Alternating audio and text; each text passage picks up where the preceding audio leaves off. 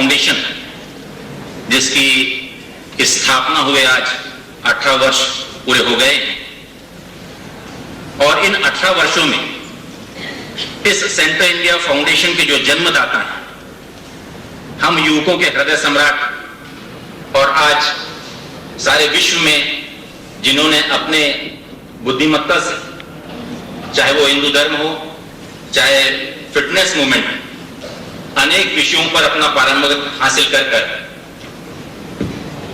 राष्ट्रीय और अंतर्राष्ट्रीय स्तर पर अपनी ख्याति प्राप्त की है, ऐसे नागपुर की शान और हम सभी के आदरणीय मार्गदर्शक डॉक्टर श्रीकांत जिचकर जी के अच्छे स्वास्थ्य और उनकी दीर्घायु की शुभकामना करते हुए मैं यहां उनका स्वागत करता हूं, उन्हें नमन करता हूं, प्रणाम करता हूं। साथियों, इस मूवमेंट की शुरुआत निश्चित रूप से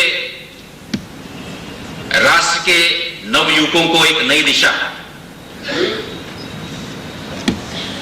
बुद्धि, ज्ञान और अनेक विषयों पर उनका मार्गदर्शन करने के उद्देश्य से इस फाउंडेशन की स्थापना की गई। राजनीतिक क्षेत्र में अपना पारंगत हासिल कर हिंदुस्तान के सबसे आयु के विधायक होने के साथ साथ अपने मेहनत से और अपनी लगन से 23 डिग्रियां हासिल कर उन्होंने जहां ज्ञान हासिल किया, उस मां सरस्वती की दी गई इस विद्या को लोगों तक पहुंचाने का एक प्लेटफॉर्म जहां पर राजनीति का उन्होंने चुना, वहीं इस फाउंडेशन के माध्यम से विशेष विषयों के ऊपर में समय समय पर लोगों के बीच जाकर उससे लोगों को अवगत कराने का एक सफलतम प्रयत्न आज से 18 साल पहले हमने शुरू किया। मुझे आपको बतलाते हुए बहुत खुशी है, और जैसा कि आप देख रहे हैं, नागपुर फिटनेस मूवमेंट का आज 5वां वर्धापन दिवस है और हम सब इस अवसर पर यहां पर एकत्रित हुए हैं पुनः एक बार डॉक्टर जिचकर जी का मार्गदर्शन सुनने के लिए। साथियों, फिटनेस मूवमेंट सिर्फ नागपुर में ही अकेले नहीं, बल्कि डॉक्टर जिचकर के प्रयत्नों से दिल्ली के सेंट्रल हॉल में बैठकर और वहां पर इस देश के शीर्ष नेताओं से चर्चा करते हुए देश के, हिंदुस्तान के विभिन्न शहरों में इस मूवमेंट की शुरुआत हो चुकी है। इसका जीता जाता उदाहरण अगर आप देखें तो सन 2000 में पूना के बाल गंधर्व ऑडिटोरियम में, जिसकी कैपेसिटी से 4 गुना लोग वहां पर एकत्रित हुए थे पिछले अक्टूबर 2000 के अक्टूबर में जब उनका भाषण फिटनेस मूवमेंट पर हुआ, तो जिस डायस पर, जिस मंच पर वो भाषण देने के लिए खड़े हुए थे, उस मंच के 3/4 हिस्से पर मंत्री और बड़े बड़े वीआईपी से लेकर जन सामान्य समुदाय तक वहां पर बैठा था, कारण कि बाहर 3/4 लोग बाहर उनका भाषण सुन रहे थे और हॉल के अंदर इतनी भीड़ थी कि लोगों को बैठने के लिए जगह नहीं थी। हम सब लोगों के ऊपर एक बहुत बड़ी विपदा आई, बहुत बड़ी एक मुश्किल का सामना डॉक्टर जिचकर की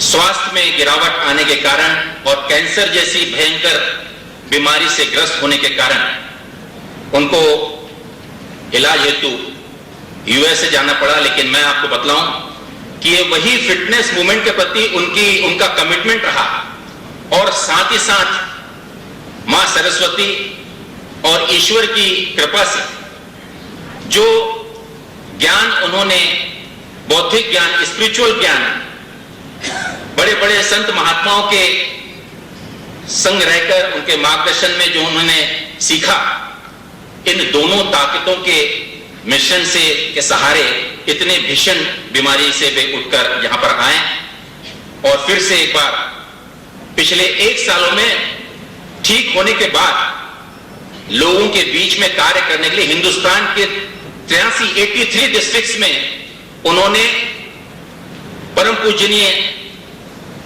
स्वामी दयानंद सरस्वती जी के नेतृत्व में जो ऑल इंडिया मूवमेंट फॉर सेवा, जन सामान्य की, गोर गरीब की, जहां पर कोई सरकारी यंत्रणा नहीं पहुंच पाए, ऐसी जगहों पर, दुर्गम जगहों पर जाकर लोगों की सेवा करने का जो एक संकल्प परम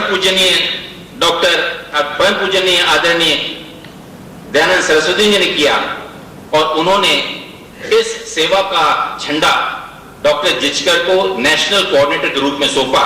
और मैं समझता हूं कि पिछले 1 वर्षों से हिंदुस्तान का ऐसा कोई राज्य नहीं जहां पर डॉक्टर जिचकर ने अपने इस सेवा भाव से लोगों के बीच में जाकर बौद्धिक, स्वास्थ्य रूप से और लोगों की विभिन्न सुविधाएं उनको उपलब्ध कराने में काफी मदद की, विशेष रूप से आदिवासी इलाकों में।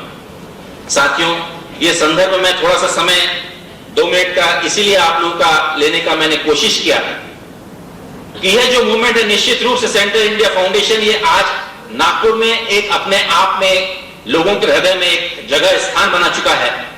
और निश्चित रूप से डॉक्टर जिचकर जी के प्रयत्नों से जो एक कोशिश नागपुर नगरी में लोगों को बौद्धिक रूप से जानकारी देने की जो एक मुहिम यहां से शुरू की, वो निश्चित रूप से आपके आशीर्वाद के बिना पूर्ण नहीं होता।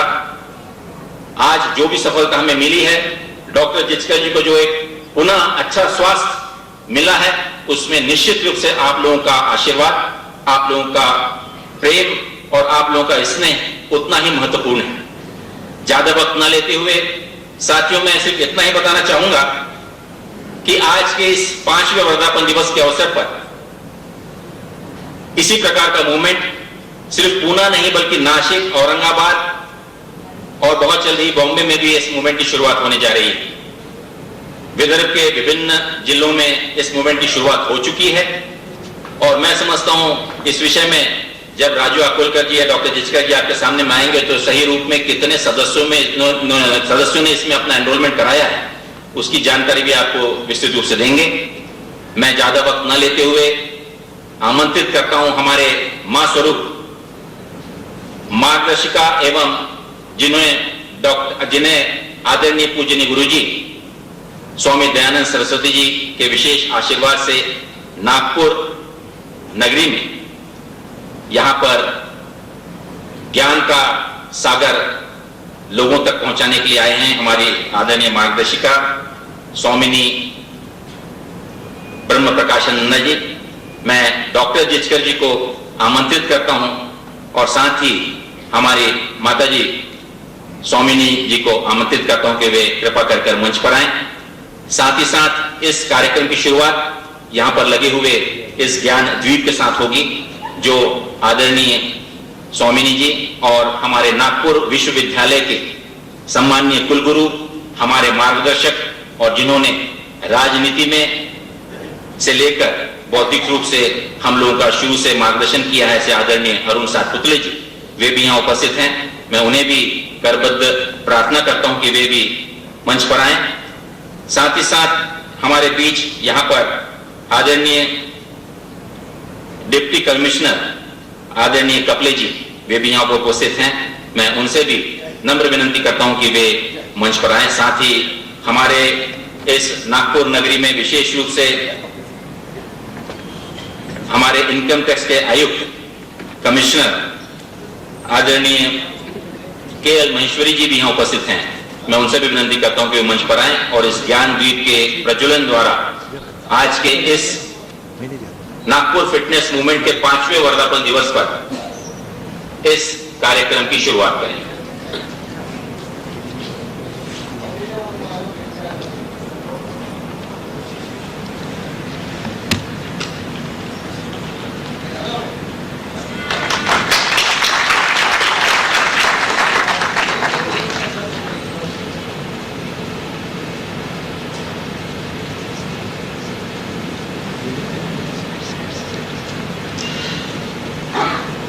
साथियों, यहां इतने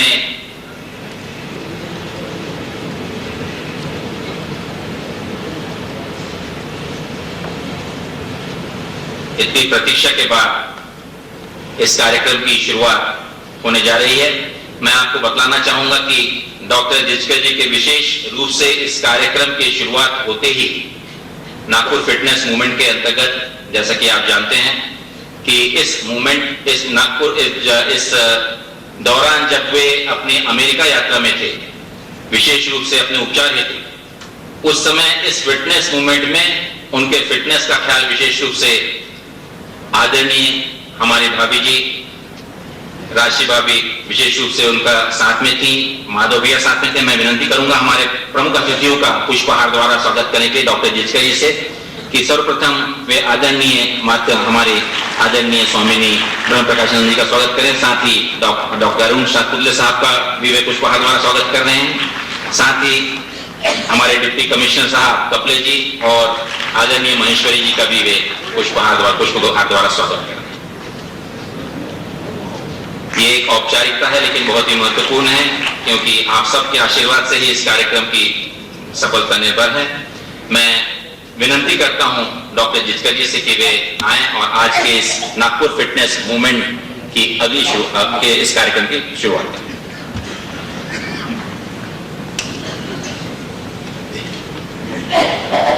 फाउंडेशन के तत्वाधान में आयोजित नागपुर फिटनेस मूवमेंट के इस 5वें वर्धापन दिन समारोह के प्रमुख अतिथि परम पूज्य स्वामिनी ब्रह्म प्रकाशानंदा नागपुर विश्वविद्यालय के सम्माननीय कुलगुरु डॉक्टर सातपुतले, डिप्टी कमिश्नर श्री कपले जी, प्रकुलगुरु श्री रोड़े जी, इनकम टैक्स के आयुक्त श्री के.एल. माहेश्वरी, यहाँ उपस्थित अन्य मान्यवर Shri Avinash Pandey, Central India Foundation के दूसरे सभी पदाधिकारी, नागपुर फिटनेस मूवमेंट के सभी सदस्य, भाइयों और बहनों, मुझे आज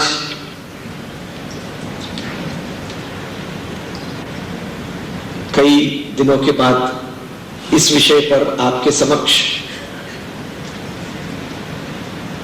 कुछ गोष्ठी करने के लिए, कुछ प्रश्नों के जवाब देने के लिए उपस्थित होने में बहुत आनंद हो रहा है।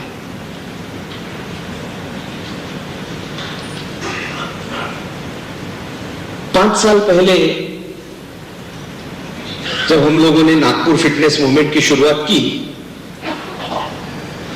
तब ये छोटी सी शुरुआत थी और उसका उद्देश्य ये था कि स्वास्थ्य के बारे में, फिटनेस के बारे में लोगों के जीवन में एक अवेयरनेस निर्माण हो, जिससे लोग अपने स्वास्थ्य की तरफ ज्यादा ध्यान दें। स्वास्थ्य के क्षेत्र में दुनिया में नए नए अनुसंधान होने लगे, पुरानी थियरीज डिस्कार्ड होने लगी, नए फैक्ट सामने आए और इसलिए लोगों को इसका ज्ञान लोगों तक पहुंचाना यह बहुत जरूरी हो गया। इसलिए हम लोगों ने 5 साल पहले ये नागपुर फिटनेस मूवमेंट की शुरुआत की। इसको नागपुर फिटनेस मूवमेंट इसलिए बोला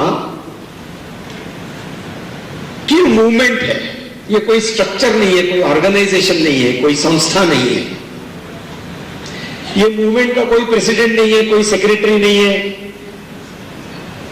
ये एक प्रवाह है। तो इसलिए ये मूवमेंट में हर कोई व्यक्ति आ सकता है और ये मूवमेंट का मुख्य उद्देश्य ये था कि एक व्यक्ति ने दूसरे व्यक्ति को स्वास्थ्य की जानकारी देना चाहिए, स्वास्थ्य के लिए प्रेरित करना चाहिए, व्यायाम के लिए उत्सुकता उसमें निर्माण करनी चाहिए इत्यादि। और धीरे धीरे ये आंदोलन पूरे शहर में फैलाना चाहिए, ये इसके पीछे का उद्देश्य था, इसलिए इसको मूवमेंट कहा। और ये मूवमेंट अब 5 साल में है। इस मूवमेंट ने बहुत सुदृढ़ स्वरूप प्राप्त किया है।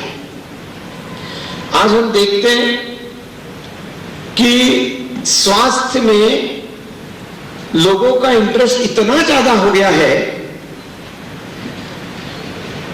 सवेरे के समय रास्तों पर चलने वाले लोग, मैदानों में दौड़ने वाले लोग, पार्कों में व्यायाम करने वाले, प्राणायाम करने वाले, योगासन करने वाले, हंसने के क्लब के कार्यक्रम करने वाले, ऐसे अनेक तरीकों से स्वास्थ्य में रुचि लेने वाले लोग इस शहर में बड़े पैमाने पर हो गए हैं। इस शहर में ही नहीं, भारत के सभी शहरों में, दुनिया में सभी जगह हम लोगों को यह दिखता है।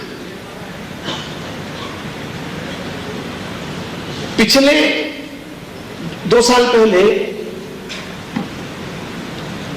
हमने यहां एक तीसरे वर्धापन दिन के समय एक भाषण रखा था,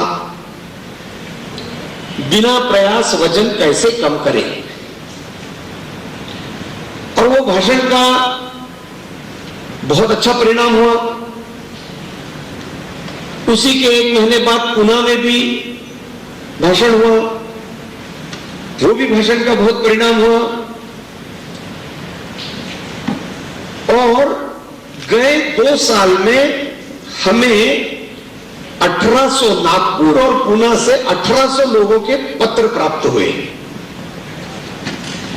और ये पत्र ऐसे थे कि हमारा वजन इतना ज्यादा था, हमारा 16 किलो वजन कम हो गया, किसी ने कहा हमारा 3 किलो वजन कम हो गया, किसी ने कहा हमारा 6 किलो वजन कम हो गया, किसी ने कहा 10 किलो वजन कम हो गया। इस तरीके के पत्र आने लगे। और इन पत्रों में अनेक शंकाएं भी उपस्थित की लोगों ने। तो इसलिए ये 2 साल में जो पत्र हमारे पास में आए, उन पत्रों में या ईमेल द्वारा लोगों ने जो शंकाएं उपस्थित की, तो हमने सोचा इस 5वें वर्धापन दिन के निमित्त जो मार्गदर्शन हम करेंगे, उसमें इन सभी शंकाओं का समाधान करने की कोशिश करेंगे। तो आज का ये भाषण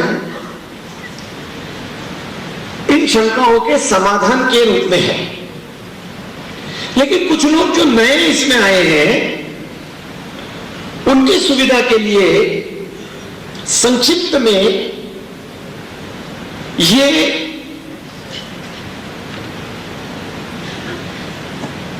बिना प्रयास वजन कम करने की योजना कैसी है, यह भी संक्षिप्त में बोला जाएगा। तो यह आज के भाषण का स्वरूप है। छोटे लोगों से लेकर बड़े लोगों तक, जो बहुत मोटे थे उनसे लेकर के जो बहुत पतले हैं उन तक के सब लोगों को इसका फायदा हुआ है। ये कोई मेरी स्वयं की निर्मित थियरी नहीं है, यह चीज नहीं है। ये तो पूरे विश्व में जो अनुसंधान हुआ है, पर्टिकुलरली अमेरिका में जो अनुसंधान इस बारे में हुआ है, उसको हम जाके पढ़ के आए, सुन के आए, सीख के आए, उसको स्वयं ने प्रयोग में लाया और उसके बाद लोगों को बताया। 2 साल में हजारों लोगों को इसका फायदा हुआ है। ये कैसा पता चलता कि जब ईमेल कहीं कहीं से ईमेल आती, दराज जगहों से ईमेल आती, कोई तो भी कहता है कि आपकी कैसेट हमको कहीं तो भी किसी ने हमको दी, हमने ये कैसेट सुनी, इसमें ऐसा था तो हमने इसके ऊपर ऐसा प्रयोग किया, अभी हमारा वजन ऐसा कम हो गया, लेकिन हमारी ये शंकाएं हैं। तब पता चलता कि ये मूवमेंट जो है वो कहां तक पहुंच गई, इसी को मूवमेंट बोलते हैं। और इसलिए हमको बहुत खुशी है कि जो मूवमेंट हम लोगों ने नागपुर से शुरू की वो जगह जगह अब पहुंच गई। हम लोगों के पास इतना समय नहीं है कि सब जगह जा सके, लेकिन मैं ऐसा चाहता हूं कि अपने इस मूवमेंट से ऐसे रिसोर्स पर्सन तैयार हुए जो स्वयं में लोगों को मार्गदर्शन कर सके। इसलिए नागपुर में हमारे पास में राजू अकोलकर है, जो ये सब चीजें पूरी तौर पर जानते हैं। ये राजू अकोलकर, और ये नागपुर में एक जगह ऐसे जगह बैठते हैं कि वहां पूरे सवेरे 8 बजे से रात को 10 बजे तक वहां पर अवेलेबल रहते हैं। यानी पक्की जगह है, ऑर्बिट सुपरमार्केट में है, उसके प्रमुख है। तो वहां का जो टेलीफोन नंबर है 530622, इस नंबर पर ये अवेलेबल रहते हैं। फिर इनके गाड़ी पर उन्होंने इनका मोबाइल नंबर, बहुत लोग को मोबाइल नंबर छिपा कर रखते हैं, या ये छिपाकर मोबाइल नंबर, और मोबाइल नंबर किसी को देते नहीं, और यदि किसी को मोबाइल नंबर दिया तो वो 6-6 महीने के बाद बदलना पड़ता। हम जैसे लोगों को, मैं तो मोबाइल सन्यासी हूं, तो इसलिए मोबाइल, उससे मुझे कोई मोबाइल से लगाव नहीं है, लेकिन वो मोबाइल लोगों के पास गया तो वो तो जीना मुश्किल हो जाता। लेकिन ये राजू अकोलकर ने अपना मोबाइल नंबर कार पर पीछे स्क्रीन पर लगा के रखा है, 9823054525। ये फिटनेस मूवमेंट का स्पिरिट है कि हमारा मोबाइल नंबर ये है, हमारा पता ये है, हमारा टेलीफोन नंबर ये है। फिटनेस के बारे में जो भी शंकाएं हैं आप इनको पूछ सकते हैं, और आप इनके तरफ देखिए, इनके तरफ देखिए, है ना। भाई उम्र कितनी है? 37 इयर्स। ये देखो, ये 37 इयर्स है। मैं तो इसकी मजाक करते रहता कि अभी कोई शादी के प्रपोजल इसके लिए आ सकती है। तो ऐसा, this is what fitness is. He is a true symbol of the Nagpur fitness movement.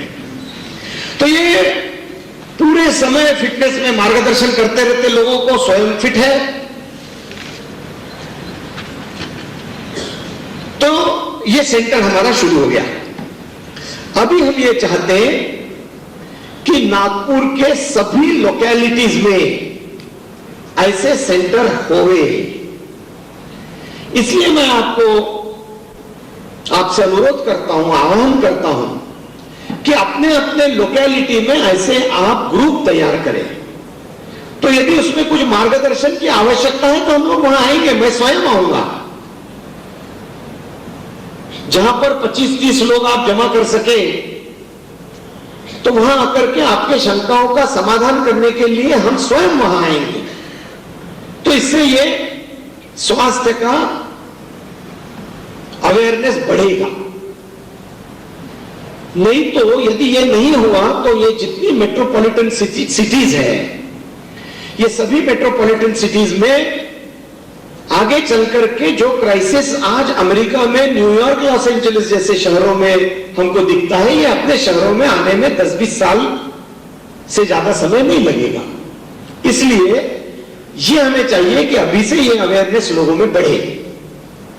तो इसलिए जो लोग अपने अपने लोकेलिटी में ऐसे ग्रुप्स तैयार करेंगे और ये राजू अकोलकर के कांटेक्ट में रहेंगे, तो उन कांटेक्ट के द्वारा काफी मदद हम लोग आपको कर सकते हैं। इतनी सारी किताबें मैं आपको इसलिए लाया कि आज मैं कुछ किताबें भी आपको दिखाने वाला हूं कि ये किताबें कहीं हम आपको अवेलेबल करा सकते हैं। आपको लेंड तो नहीं कर सकते, क्योंकि book lend is book lost, book lend is book lost ना। और ये बहुत रेयर किताबें हैं, बड़ी मुश्किल से कहीं कहीं से न्यूयॉर्क से इधर उधर से पकड़ के लाई है। तो ये गुमनी नहीं चाहिए, तो कहीं एक सेंटर एक जगह रहे तो उसका उपयोग सब लोग कर सकते हैं। उसमें का मार्गदर्शन ईमेल द्वारा, फोटोकॉपीज द्वारा आप सब लोगों को हो सकता है। तो ये पूरा रिसोर्स हम अवेलेबल करके रखेंगे, ताकि जो एरिया में जो ग्रुप्स को ये मार्गदर्शन होना है, तो उन लोगों को ये मार्गदर्शन हम देंगे, ये हमारी भूमिका है।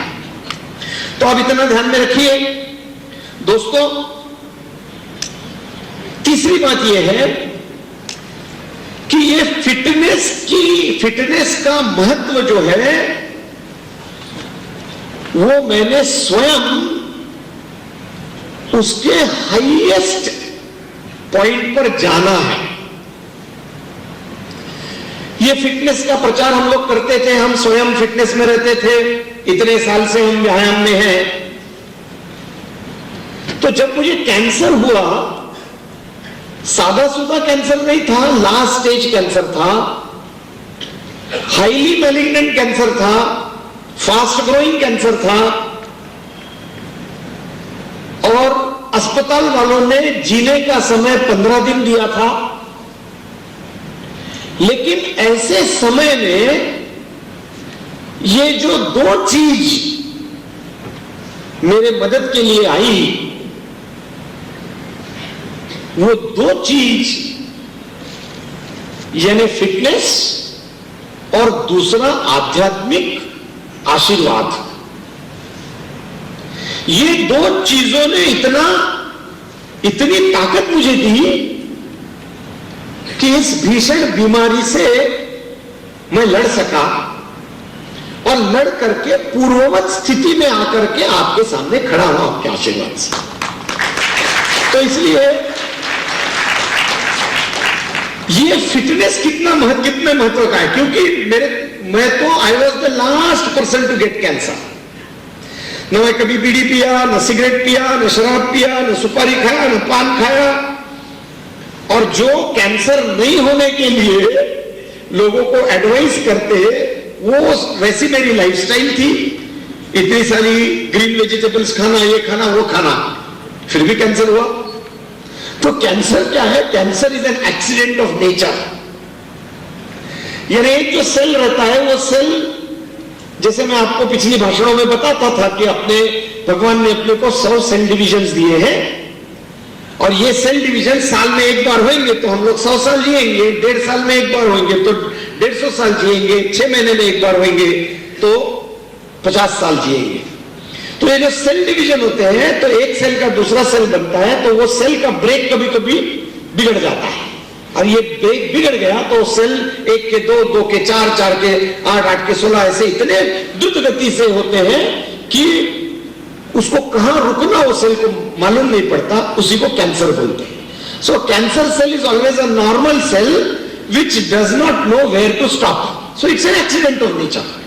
तो ऐसा एक्सीडेंट मुझ में आ गया। मैं हमेशा कहता हूं कि मैं आप लोगों को बोलता था कि 100 साल कैसे जीना, 100 साल जीने का फॉर्मूला क्या है, antioxidant, free radicals, exercise, कार्बो insulin connection, और ये सब चीजों का कंबाइन करके, उसके साथ साथ स्ट्रेस रिडक्शन, स्पिरिचुअल थिंग्स, ऐसा सब करके जब 100 साल के जीने का अपन फॉर्मूला बनाते थे, तो शायद भगवान को ऐसा लगा कि ये मेरे डिपार्टमेंट पर एनक्रोचमेंट है, क्योंकि किसको कितने साल जीना, किसको कितने साल जीना, ये तो भगवान का डिपार्टमेंट है। तो भगवान को शायद ऐसा लगा कि ये मेरा डिपार्टमेंट इसने यूसुर्प कर लिया, ये पॉलिटिशियन आदमी है, इनको दूसरे की कुर्सी खींचने में बड़ा इंटरेस्ट रहता है, तो ये तो अभी मेरी भी कुर्सी खींचने लग गया, ये तो मेरा डिपार्टमेंट है, किसको कितने साल देना, ये लोगों को बताते घूम रहा है कि 100 साल कैसे जीना, तो इसी को पकड़ो। इसलिए ये इतना बड़ा डंडा मुझे लगाया। लेकिन उसी ने ये ताकत दी। स्वामी ब्रह्म प्रकाशानंदा स्वयं उस अस्पताल में आई थी जब मैं मेरे उस अवस्था में था। पूज्य स्वामी दयानंद वहां आए, और जब उन लोगों ने मुझे देखा और मुझे आशीर्वाद दिया और कहा कि नहीं, तुम मरने वाले नहीं हो, भगवान तुम्हारे साथ में है, हम तुम्हारे साथ में हैं, तो ये ऐसा हुआ। तो ये बैकग्राउंड मैं आपको इसलिए बोल रहा हूं कि ये परिप्रेक्ष्य में आज स्वास्थ्य का अवेयरनेस कितना ज्यादा महत्वपूर्ण है। आए दिन खबर आती है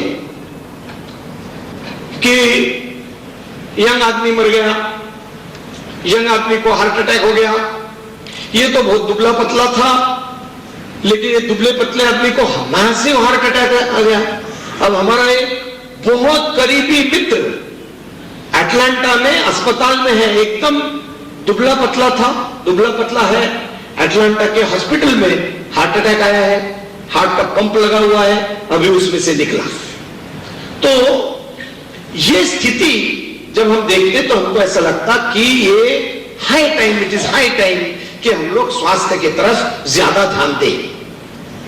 इसलिए दोस्तों ये इसका इंपॉर्टेंस है, ये इसमें मैंने आपको कुछ ज्यादा बोलने की जरूरत नहीं। अब फिटनेस क्या है? ये फिटनेस की जो कॉन्सेप्ट है ये होलिस्टिक कॉन्सेप्ट है, पूर्ण। जैसे वो इंटीग्रल कैलकुलस एंड वो दूसरा कैलकुलस रहता ना, डिफरेंशियल कैलकुलस, पूर्ण लब्धि और शून्य लब्धि। ये डिफरेंशियल कैलकुलस को संस्कृत में शून्य लब्धि बोलते हैं और इंटीग्रल कैलकुलस को पूर्ण लब्धि बोलते हैं, है ना। तो ये पूर्ण लब्ध है, ये फिटनेस का जो फिनोमेनन है ये पूर्ण फिनोमेनन, होलिस्टिक फिनोमेनन है। ये होलिस्टिक फिनोमेनन है, ये कोई एक उसका एक अंग ठीक होने से नहीं होता, वो पूरा पूर्ण ठीक होना पड़ता। शुद्धता के लिए पूर्णता की आवश्यकता होती है, अशुद्धता के लिए पूर्णता की आवश्यकता नहीं होती। यदि हम कहें कि ये घी जो है ये 99% शुद्ध है तो ये गलत स्टेटमेंट होगा। 99% pure means impure, purity must be 100% pure.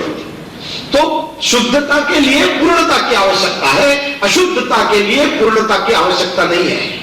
तो ये जो भगवान ने ये हमारा शरीर दिया हुआ है, तो ये शरीर के स्वास्थ्य के लिए पूर्णता की आवश्यकता है और ये पूर्णता सभी अंगों में रहनी चाहिए। इसका कोई एक ठीक होने से नहीं होगा। यानी मान लीजिए हमारे मसल्स को हमने बहुत फिट कर दिया, मसल्स फिट कर देंगे तो शायद ब्रेन फिट नहीं रहेगा। ब्रेन के एक्सरसाइजेस क्या है? मान लीजिए फिजिकली हम लोग फिट हैं तो डिप्रेशन में जाने की संभावना है। इसलिए ये पूर्णता में क्या है? Physical fitness, spiritual fitness, emotional fitness, intellectual fitness, ये इसमें है। तो ये पूरा अंग जो है ये हमको हमारा फिटनेस पूर्ण बनाता है। इसीलिए मैं आज स्वामिनी ब्रह्म प्रकाशानंदा को स्पेशली रिक्वेस्ट किया कि आपको मैं आपके परमिशन से आपके बारे में ये हमारे फिटनेस मूवमेंट में लोगों को बताने वाला हूं, क्योंकि आज हमारे बीच में स्वामिनी ब्रह्म प्रकाशानंदा के रूप में एक ऐसा व्यक्तिमत्व है जो मेडिसिन में परिपूर्ण है और अध्यात्म में परिपूर्ण है।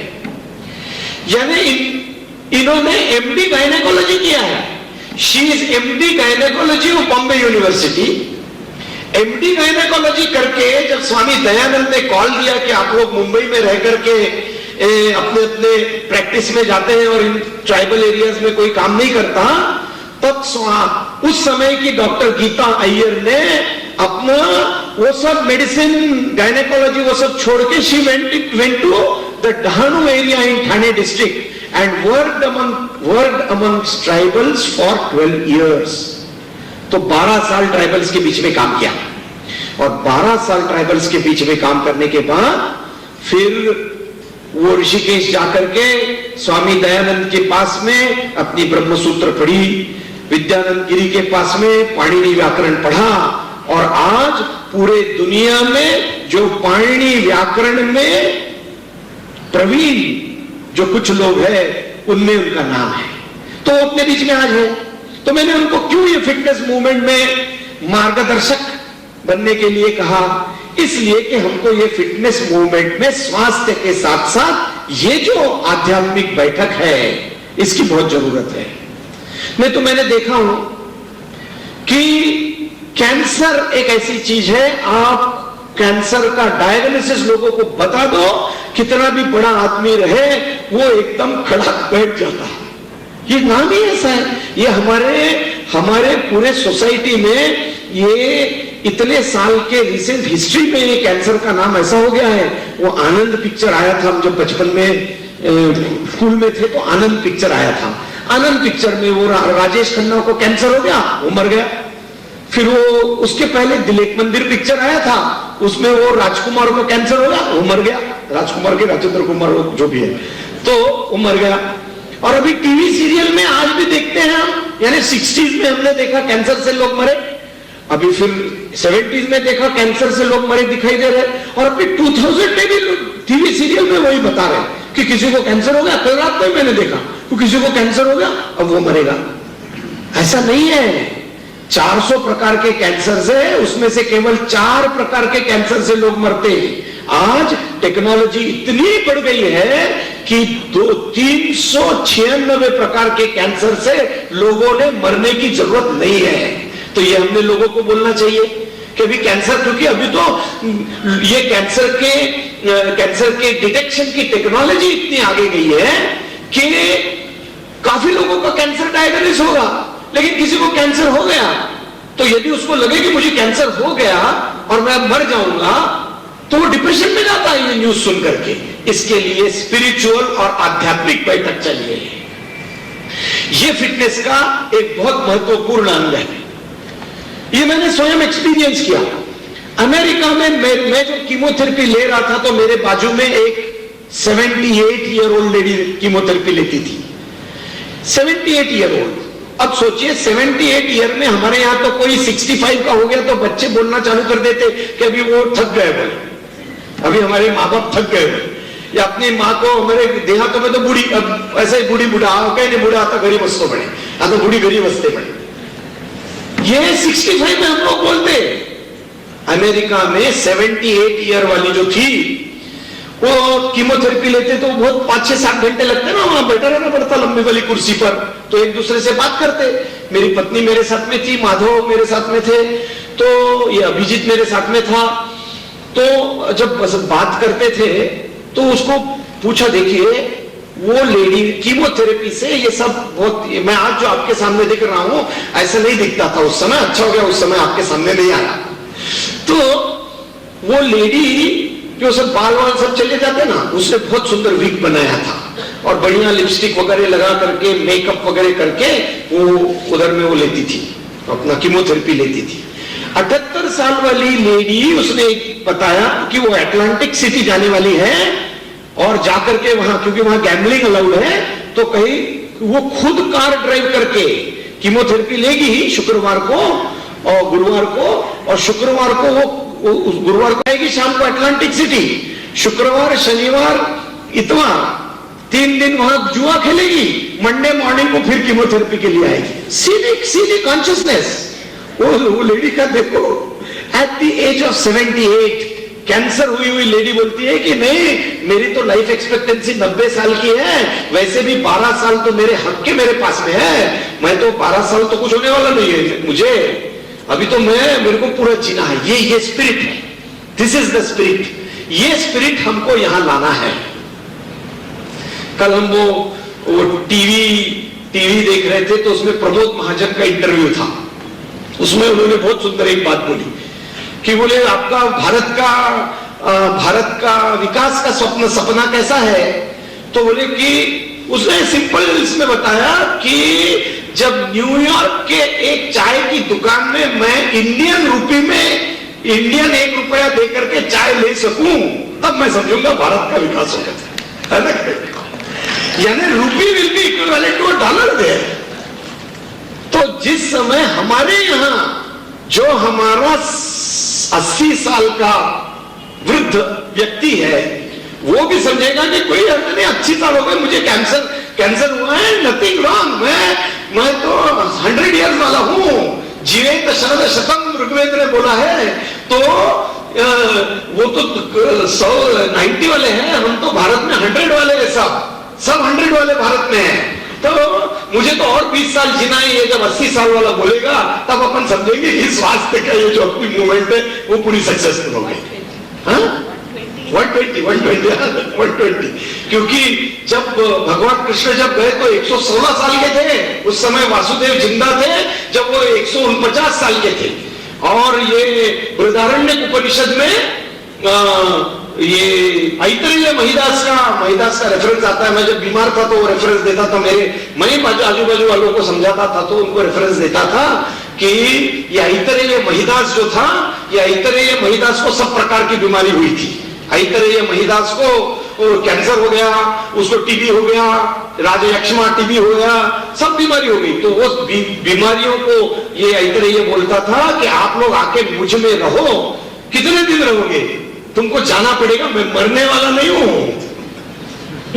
तो ये स्पिरिट जब हम में आएगा तब हम समझेंगे कि भारत की वो जो the golden days of ancient India have come back.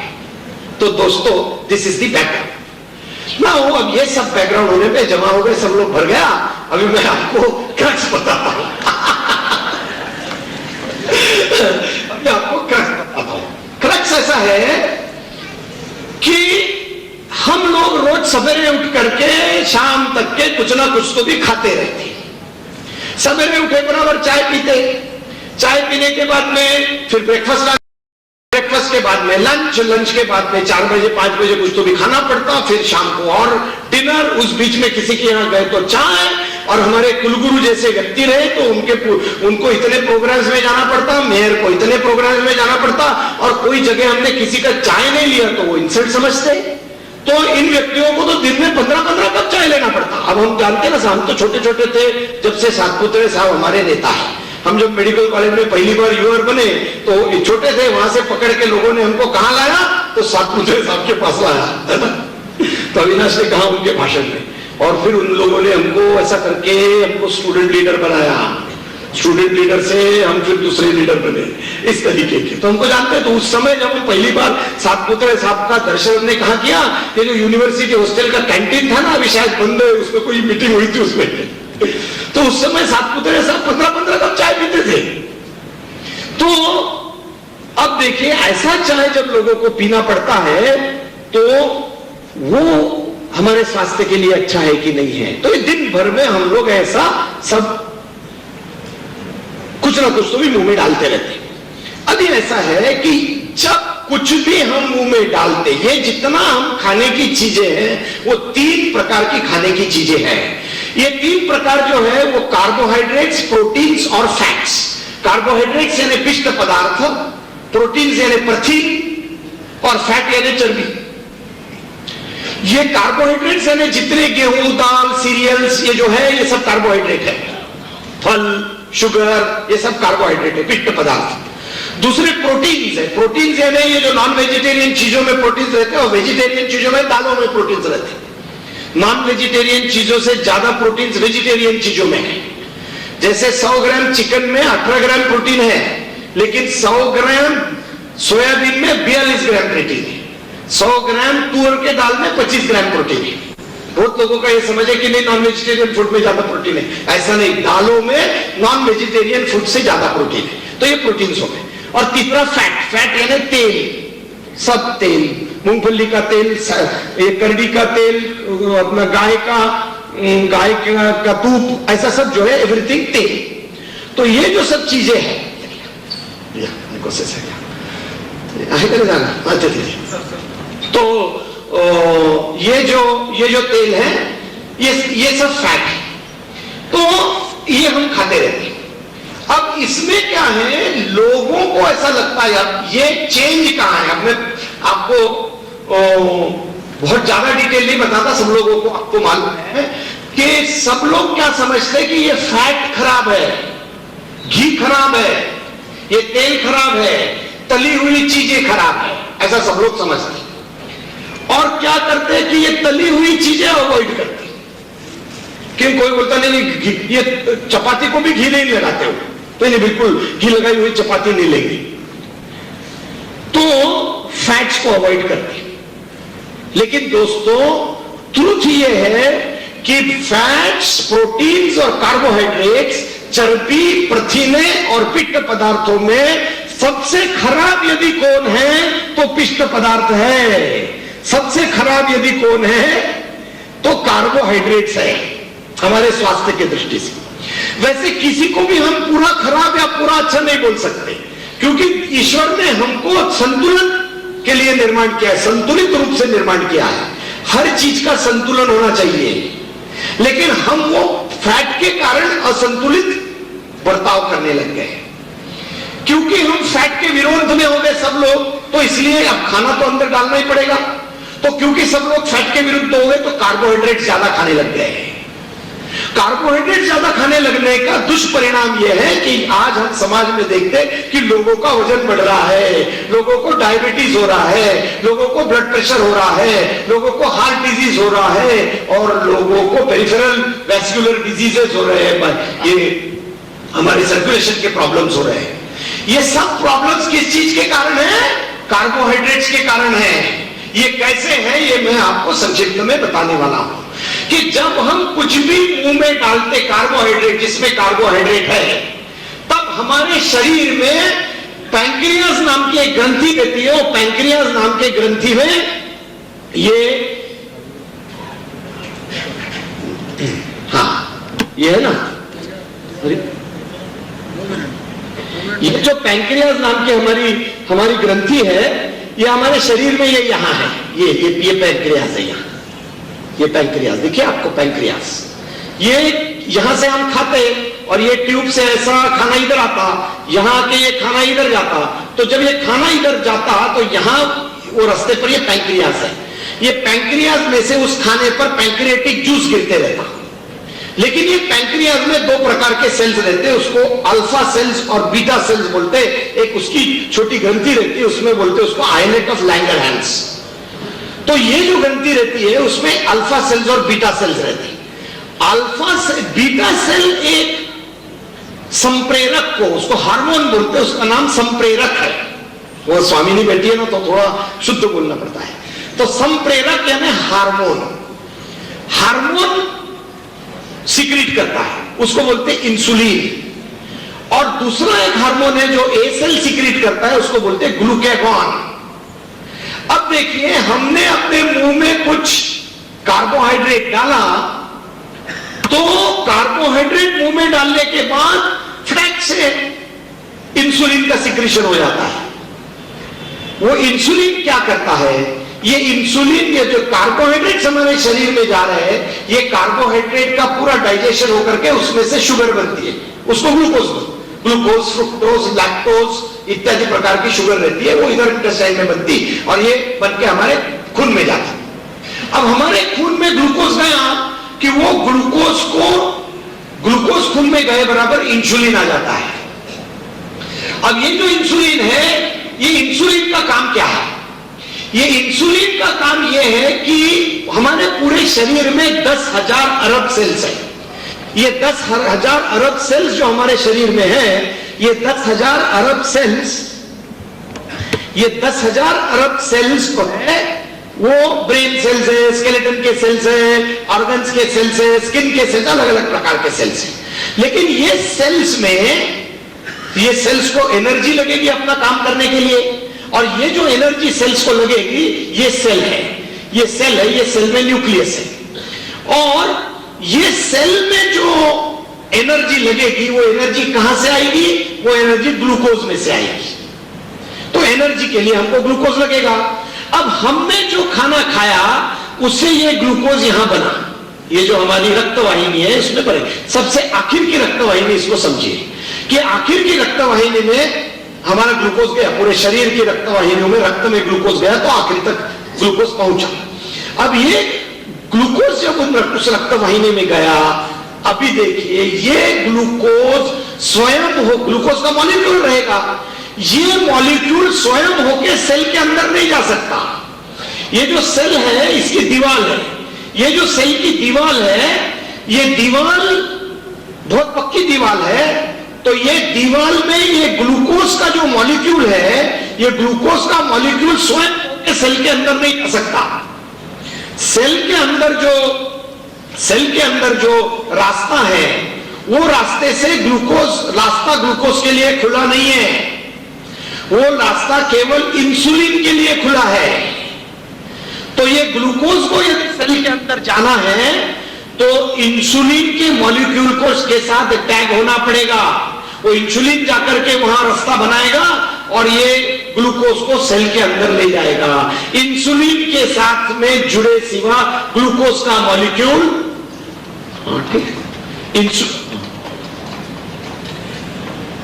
Insulin के साथ जुड़े सिवा ग्लूकोज का मॉलिक्यूल सेल के अंदर नहीं जा सकता। समझ में आ गया? अभी ये जो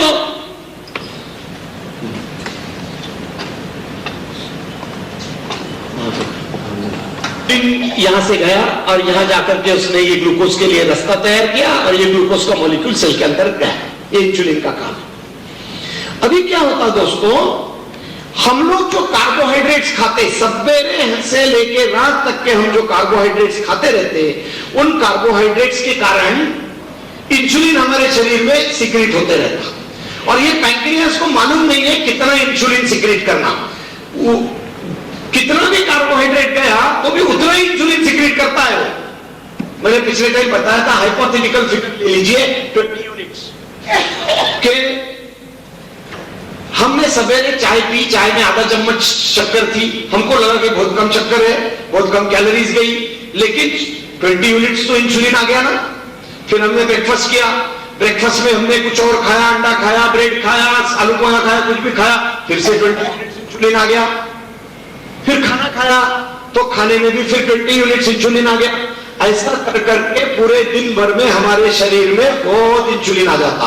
और दोस्तों, हमारा शरीर है वो ज्यादा इंसुलिन के लिए नहीं बना, ये ज्यादा इंसुलिन के लिए शरीर नहीं बना। ये इंसुलिन हमारे शरीर के लिए नेचुरल नहीं है। हम 6 साल तक जंगल, 6 लाख साल तक जंगल में थे। जब हम 6 लाख साल तक जंगल में थे तब शिकार करके हम खाते थे। 10,000 साल से हम लोग जंगल के बाहर आए हैं। तब जब हम 6 लाख साल जंगल में थे तो शिकार करके हम लोग खाते थे। तो शिकार कोई पिष्ट पदार्थ नहीं थी, हम कोई खाना पका करके नहीं जंगल में खाते थे, जंगल में हम शिकार करके खाते थे। इसलिए हमारे शरीर में इंसुलिन का सिक्रीशन होने लायक कुछ भी चीज जाती नहीं थी, क्योंकि हम जो प्राणियों को मार के खाते थे उन प्राणियों में पिष्ट पदार्थ नहीं रखते थे। तो इसलिए हमारा शरीर ज्यादा इंसुलिन के लिए नहीं बना। 10,000 साल से हम जब जंगल के बाहर आए तब धीरे धीरे हम इस सिविलाइजेशन की तरफ में जब चले, तब फिर हम खेती करने लगे, खाना पकाने लगे, पका के खाने लगे। इसमें क्या हो गया, धीरे धीरे करके ये कार्बोहाइड्रेट के फूड्स जो है वो ज्यादा हमारे शरीर में जाने लगे, इसलिए ज्यादा इंसुलिन का सिक्रीशन होने लग गया। तो इसलिए हमारा शरीर ज्यादा इंसुलिन के लिए नहीं बना है, वो कम इंसुलिन के लिए बना है। लेकिन जब कार्बोहाइड्रेट हमारे शरीर में जाता है तो ज्यादा इंसुलिन का सिक्रीशन होता है। इसके कारण हमारा शरीर इंसुलिन के विरुद्ध रिएक्ट करता है। उसको बोलते हैं इंसुलिन रेजिस्टेंस सिंड्रोम। क्योंकि हमारा शरीर इंसुलिन के विरुद्ध रेजिस्ट करता है, क्योंकि इंसुलिन हमारे लिए नेचुरल नहीं है, इसलिए हमारे शरीर में एक रेजिस्टेंस सिंड्रोम तैयार हो जाता है। उसको बोलते इंसुलिन रेजिस्टेंस सिंड्रोम। और ये इंसुलिन रेजिस्टेंस सिंड्रोम जब हमारे शरीर में तैयार हो जाता है तब हमारा शरीर क्या करता है कि उसके विरुद्ध एक डिफेंस मैकेनिज्म तैयार करता है। लड़ने का एक मराठी में बोलते हैं ना, लड़ाई चिफड़ी। तो ऐसा एक डिफेंस मैकेनिज्म तैयार करता है। और वो डिफेंस मैकेनिज्म ऐसा है कि ये सेल जो है एक पर्टिकुलर लेवल तक के टॉलरेट करता, लेकिन उसके बाद फिर इंसुलिन की एंट्री बंद कर देता। वो बोलता है कि नहीं, ये बहुत हो गया, ये इंसुलिन को हम अंदर आने नहीं देंगे। क्योंकि जब भी ये इंसुलिन अंदर आता है तब वो उसको सहन नहीं होता, क्योंकि इतने ज्यादा इंसुलिन के लिए वो सेल नहीं बना है। तो इसलिए ये इसकी एंट्री बंद हो गई। इसकी एंट्री जब बंद हो जाती तो इंसुलिन सेल के अंदर जा नहीं सकता। जब इंसुलिन सेल के अंदर जा नहीं सकता तब उस समय ग्लूकोज भी सेल के अंदर जा नहीं सकेगा। समझ में आया? तो ग्लूकोज सेल के अंदर यदि नहीं गया तो क्या होगा, ग्लूकोज ये खून में जमा होते रहेगा। ग्लूकोज खून में जमा होते रहेगा, और जब ग्लूकोज खून में जमा होगा तो हम उसको क्या बोलते हैं? डायबिटीज। डायबिटीज यानी ग्लूकोज का सेल के अंदर नहीं जाना, खून में जमा रहना, उसको बोलते हैं डायबिटीज। कि खून में ग्लूकोज की मात्रा बहुत ज्यादा है तो हम बोलते हैं डायबिटीज। अब देखिए लॉजिक ऐसा है, बहुत लोगों की ये समझ है कि हमारे पैंक्रियाज इंसुलिन कम सीक्रेट करते इसलिए डायबिटीज होता, लेकिन वस्तुस्थिति ऐसी नहीं है।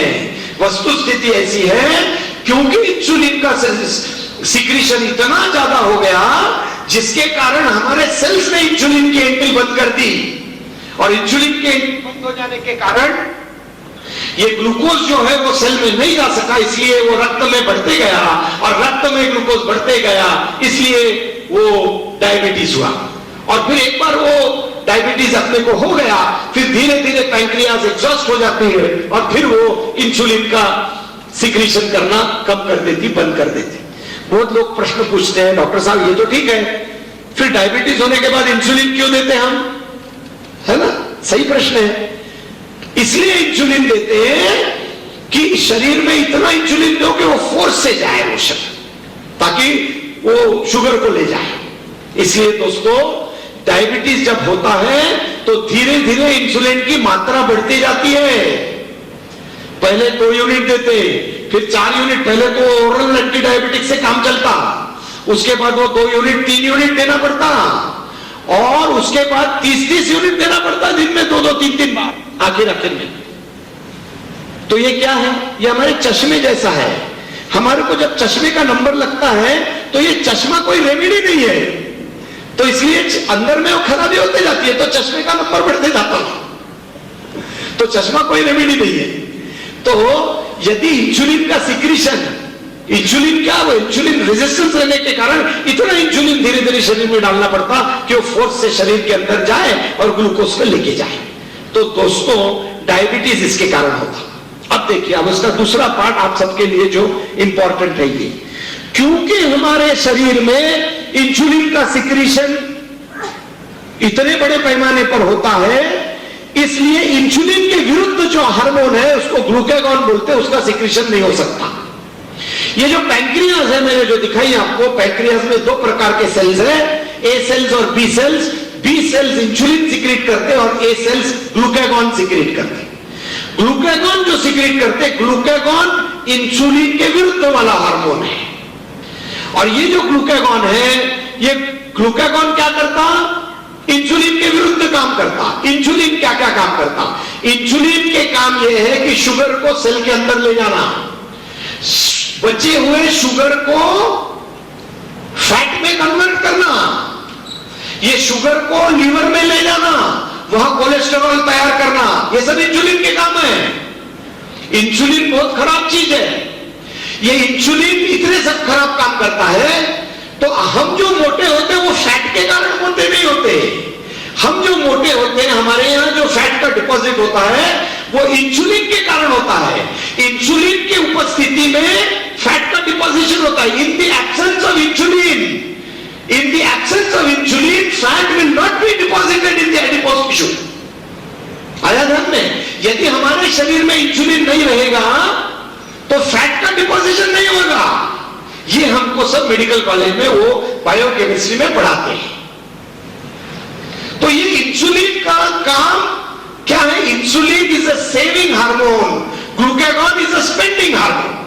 दोनों एक ही जगह से आए, अलग अलग सेल से, लेकिन एक सेविंग हार्मोन है, एक स्पेंडिंग हार्मोन है। जो सरकार का डिपार्टमेंट रहता ना, रेवेन्यू डिपार्टमेंट और एक्सपेंडिचर डिपार्टमेंट, ये वो डिप्टी कमिश्नर साहब है ना बैठे, उनका क्या रेवेन्यू डिपार्टमेंट है। और ये जो रास्ते पुल वगैरह बनते हैं उनका डिपार्टमेंट स्पेंडिंग डिपार्टमेंट है, खर्चा करने का डिपार्टमेंट है। तो ये इंसुलिन क्या करेगा? हर चीज को स्टोरेज में डालेगा, और ग्लूकागॉन क्या करेगा? जहां चीज स्टोर होगी वहां से निकाल के उसको बर्न करेगा। तो बहुत लोग बोलते कि देखिए हम सब प्रकार का करते हैं, हम तो दौड़ते रोज सवेरे और इतना चलते और इतना एक्सरसाइज करते, फिर भी पेट हमारा कम ही नहीं हो रहा है। वो क्यों नहीं कम हो रहा है? इसलिए कम नहीं हो रहा है कि पेट कम करने वाला जो हार्मोन है उसको सीक्रेट करने के लिए हम लोग मौका नहीं दे रहे हैं। वो मौका कब आएगा? जब हमारे शरीर में इंसुलिन शून्य हो जाएगा तो ग्लूकागॉन सीक्रेट होएगा। क्योंकि ये इंसुलिन जो है वो बहुत पावरफुल हार्मोन है। ये इंसुलिन जब शरीर ब्लड में रहता है तब ग्लूकागॉन सीक्रेट नहीं हो सकता। जिस समय इंसुलिन शरीर में खत्म हो गया तो बराबर वहां बायोकेमिक मैकेनिज्म है वो पैंक्रियाज में, उसके डिटेल में मैं नहीं जाता। लेकिन जब इंसुलिन की लेवल एकदम नील हो जाएगी या कम हो जाएगी तब उसको पता चल जाएगा कि अभी शरीर को कुछ एनर्जी की जरूरत है, कुछ खाने की जरूरत है, तो ये ग्लूकागॉन सीक्रेट होएगा। और ग्लूकागॉन जाके क्या करेगा? जहां जहां फैट है वहां जाएगा और फैट को वहां से छीनेगा, काटेगा और बर्न कर देगा एनर्जी के लिए। तो पहले फैट डिपोजिशन कहां होता? पहले वो यही जाता। इसलिए ग्लूकागॉन को आप सीक्रेट करने का जब मौका देंगे तो ये ग्लूकागॉन जहां जहां आपका फैट है वहां पर जाके वे फैट को छीन देगा। आप ट्राई करके देखिए। तो ये जो बेसिक्स है इसमें से ये जो थियरी निकली, इस थियरी को बोलते the theory of breaking the carbo insulin connection. Now this is the latest. इसका रिसर्च 60 साल पहले चालू हुआ और 60 साल पहले एक व्यक्ति ने लैंसेट नाम के एक मेडिकल मैगजीन में इसका जिक्र किया, लेकिन उस समय इंसुलिन को गिनने के टूल्स अवेलेबल नहीं थे, तो इसलिए यह रिसर्च पीछे रहा। उसके बाद दूसरे व्यक्ति ने कुछ 30 साल पहले इसके 1988 में इसके तरफ ध्यान आकर्षित किया, 1988 में, कि वो जो उन्होंने 60 साल पहले बोला था वो अभी सही है।